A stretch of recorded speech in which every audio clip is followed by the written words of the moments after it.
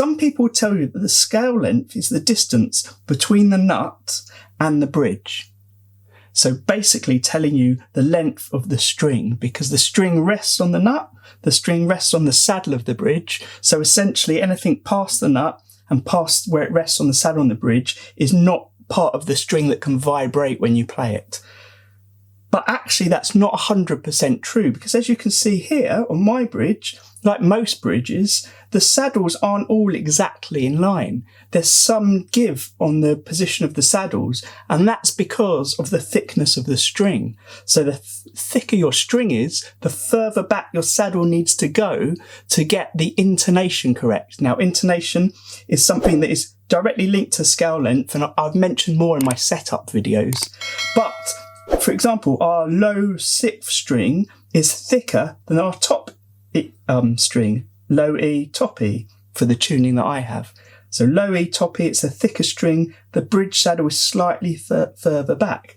So the best way to actually measure your scale length is to take a ruler and to measure from the edge of the nut, just where the string touches the nut. So not the middle of the nut, because the string's not going to vibrate from there, but from the edge of the nut to the end of the 12th fret. And as you can see here, now I'll go into this a bit later, but scale length is all in inches. As you can see here, it's exactly 12 3/4 inches. That's halfway along the guitar. That's the 12th fret. So what we have for a guitar when we set it up is we take the 12th fret and we double that distance from the nut to the 12th fret. The nut to the bridge is double that distance. So this, as 12 3/4 to the 12th fret, means that the full scale length is 12 3/4 times 2, which is 25.5. 25.5 is your standard Fender length for most of their guitars. Not all of their guitars. They make guitars like their Mustangs a bit shorter. But a Strat is going to be 25.5 inches. Just to explain why string length is important, I want you to imagine we've got your guitar viewed at from the side. At one end is the nut, and at the other end is the bridge. And we're going to put a string between the nut and the bridge. So that is essentially what I've just mentioned, the scale length. Now, if we tune that string to open E and you play that string, it vibrates across the whole length of the string, and it vibrates at a pitch which is E, because that's what we've tuned it to. Now imagine you put your finger on the 12th fret, and what you're doing is dividing that string exactly in half, because we've set our scale length so that it's double the length from the nut to the 12th fret. So when you put it down, your finger down on the 12th fret and play that string, it now vibrates for the space between the 12th fret and the bridge, and it vibrates at an E again, but this time a whole octave higher than the open tuning. Now, let's imagine we've put the bridge in the wrong place, and the bridge is actually closer to the nut than it's meant to be. Now the string still goes from the nut to the bridge, it's still tuned open to E, but when you put your finger on the 12th fret, because the 12th fret is no longer in the middle, when you play your string, it's not going to sound like an E, because that length isn't half of the string. Likewise, if you moved your bridge backwards, so it was further away from the nut than it was meant to be, tuned your string to E, held down the 12th fret, now the space between the 12th fret and the bridge is more than half of the length of the string. So when you play it, it's also not going to sound like an E. And that is why scale length is so important. If you've got your frets spaced exactly right for a 25.5 inch scale, and then your bridge is too close or too far away, when you play any note apart from the open string, the division of the length of the string between the bridge and where you're fretting is not correct to divide that note, that string, to vibrate at the correct note. So now you know what scale length is, let's compare two different necks. First of all, I've got this. It's from one of my end-of-the-road guitars, the guitars I make that are made to look smashed and damaged, and it's from a Strat model. So this is exactly the same neck, size neck as you would find on a standard Stratocaster guitar. The only difference is the headstock I've smashed up a bit, but it still works absolutely fine. And I've also got this, a Les Paul style neck, waiting to go on a guitar that I haven't even come up with the idea for yet, in fact.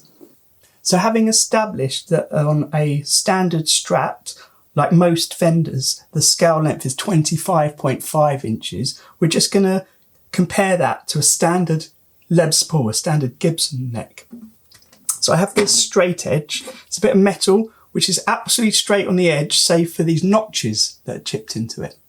Now those notches overlap the frets on a 25.5 inch scale length like this. So you can see that there's a notch where every fret is, so it's not going to bang on the frets at all. And if I stand it up like this, it will go over the frets. It's used for checking that the neck is straight. But what I can easily do with this is just put it across onto the Les Paul neck, and you can see that it doesn't go over the frets. Look, especially as we get up here, it's completely clashing with the frets. And that's because the fret size, the frets are smaller on a Les Paul, on a Gibson, because they use a smaller scale length. If I flip this round and put it on here, it's 24.75, 24 3/4 lengths that matches the scale length of a Les Paul neck. So I can illustrate that with a straight edge. I'll line it up on the nuts and you can see that they're the same. But as I get to, say, the 5th fret on the Les Paul, it's not quite on the 5th fret of the Strat. Let's go to the 7th. Let's go up to the 12th. You can see it's quite out. The 15th. 15th is almost a whole fret out by there. 17th is definitely a fret out. So it's quite a difference. Now I like to work in millimeters, but the convention for scale lengths is in inches. But in millimeters, it means that this one, scale length is 648 millimeters. And for a 24 3/4 inch scale length, it's actually 628 millimeters. So if you're like me and you work in millimeters, it means that the scale length for this is 2 centimeters longer, or if you're in inches, it's 3/4 of an inch longer, which is significant. Not only does that make the frets bigger, but it makes the string length different. And let's talk about what that means. So one thing that scale length does affect is the tension in the strings. So we've got 2 guitars here, the Fender, which is the Strat, with the longer scale length, 25.5 inch. We've got the Les Paul with the shorter scale length, 24.75, 24 3/4 inch. If we put exactly the same gauge strings on, so the same thickness strings on both, tune them up exactly the same to standard E, you would find that because the scale length is longer on the Fender, the string tension will be tighter. What does that mean? It means it's harder to bend your strings because they're more tense. So a Les Paul with the same tuning, same strings, will be easier to bend on. But at the same time, a string that has less tension in it vibrates more. So the action, basically the distance from the fretboard for the string, might need to be higher, or should need to be higher, to allow for that vibration. So on a longer scale length with the same strings, you can have a lower action. So this will be easier to bend, but this actually, when you're playing it, might sound tighter. That's why apparently lots of heavy metal guitarists prefer a longer scale length, because it allows them to have that tighter sound, which actually I have found is a bit of a myth. Although that is said, let me show you 2 guitars which are definitely heavy metal guitars which use the same scale length as the Les Paul. So behind me here I have a Dean Dimebag Razorback guitar. Dimebag Darrell, probably the most heavy metal guitarist you can imagine. And if we look at it with our scale length, it is a 24 3/4 scale length, exactly the same as a Les Paul. Now, why is that? And this is an ESP Explorer, something that will be comfortable in the hands of James Hetfield. And let's check this out. Also 24 3/4 inch, the same as the Les Paul. Now I've just told you there's less tension in the 24 3/4 inch, the Gibson scale length, because the string length is shorter, but that's not entirely the case. If you were playing a Strat and you thought the tension was too much, you could just change your strings to a lighter string gauge. A lighter string gauge means less tension.